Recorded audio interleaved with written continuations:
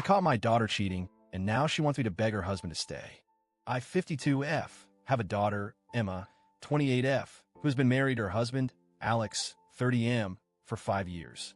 They have one child together, a 3-year-old daughter, Lily. To say I was proud of my daughter's choice in a partner would be an understatement. Alex has always been an incredibly supportive and caring husband, and I've always considered him a son. Emma and Alex had their ups and downs, but nothing that would have prepared me for what I'm about to tell you. It all started about a month ago when Emma's sister-in-law, Ari, 32F, came to me with a suspicion. Ari thought that Emma was having an affair with a family friend named James, 35M. At first, I brushed it off. I know how easily rumors can spiral out of control, and I wanted to believe the best of my daughter. But then Ari showed me some things that made me uncomfortable. She had been keeping an eye on the situation and believed something was off. I decided to confront Emma directly. I told her that Ari had mentioned it, and I asked if there was any truth to the accusation. She immediately denied it. She was adamant that it was a misunderstanding, a total false accusation. She begged me to believe her and assured me that she would never cheat on Alex. I believed her. She's my daughter, and no matter how crazy it sounded, I wanted to trust her. But I also felt compelled to warn her about how devastating an affair could be, not just to her marriage, but to our family's reputation. I also spoke to Alex privately. I told him that I didn't believe the accusations. We had a heart-to-heart, and he told me that he was willing to move forward and trust Emma, despite the rumors. He seemed genuinely hurt, but he wanted to give her the benefit of the doubt. I promised him that I would support him in whatever decision he made. I thought everything was going to be okay. Little did I know I was about to be blindsided. About 3 weeks later, I received a call from Alex. He told me to come over immediately. He didn't explain why, just that it was urgent. I panicked a little and immediately called Emma, but Alex picked up.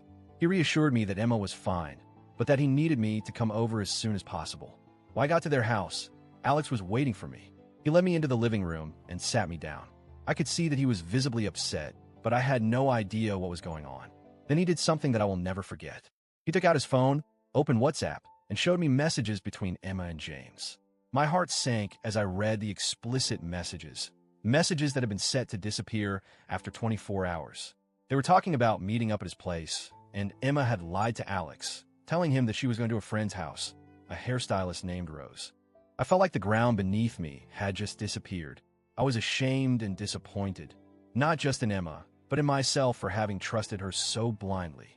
I had defended her to everyone, even Alex, and now I had to face the harsh reality that she had betrayed not just her husband, but me as well.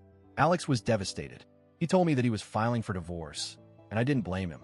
Update 1. A few days after the discovery, Emma came home crying. She begged me to help her convince Alex not to go through with the divorce. She said she was so sorry for what she had done and that she would do anything to fix it. She asked me to go with her and beg Alex to reconsider. I was heartbroken. As a mother, of course, I wanted to comfort her and make everything better, but I couldn't do it. I sat her down and told her the truth. I loved her, but what she did was unforgivable. She had betrayed not only Alex, but the trust one had placed in her as well. I told her that I couldn't humiliate myself begging Alex to stay with her. She had made her bed, and now she had a lie in it. I couldn't do it for her. I couldn't sacrifice my own dignity to save her from the consequences of her actions. Later that evening, Rose called me. She told me that I was being too harsh on Emma. She said that, even though Emma had made a mistake, I should still show her love and support as a mother. She claimed that my daughter needed me, now more than ever. I listened to Rose, but in my heart, I knew what I had to do. I couldn't be the one to fix everything for her, especially when she had broken so much trust. Update 2. It's been a week since my last conversation with Emma. She has been staying with a friend for now, but I'm worried about her. I know she's struggling with guilt and the fear of losing everything. She called me again today, begging me to help her fix things with Alex. She said she'd seek therapy, that she'd do anything to make things right. But I'm still torn. I want to be there for her. She's my daughter, and no matter what, I want the best for her. But I also need her to understand that her actions have consequences, and they can't be erased just because she's sorry. Alex has already made it clear that he's done. He doesn't want to forgive her, and as much as I want to see them happy together, I don't think it's my place to push him to change his mind. I've also been talking to other family members about the situation. Some of them think I should be more sympathetic toward Emma, that she's just going through a hard time and needs support. Others agree with me that she made her choices, and now she has to face the music. Everyone has their own opinion, and it's overwhelming trying to navigate it all. I haven't told Emma yet what I'm going to do, but I'm seriously considering telling her that she needs to stop relying on me to fix her problems. She's an adult, and she needs to take responsibility for the consequences of her actions. If she wants to save her marriage, she'll have to do it herself. Update 3. So, things have escalated a bit more. Emma has moved back home for now, but she's still in a state of emotional turmoil.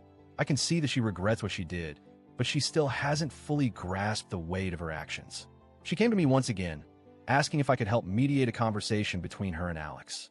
She promised that she would do everything she could to repair the damage, but I just don't know if I believe her anymore. I spoke to Alex last night. He's still firm on his decision to file for divorce, and I don't blame him. He's hurt. He's betrayed.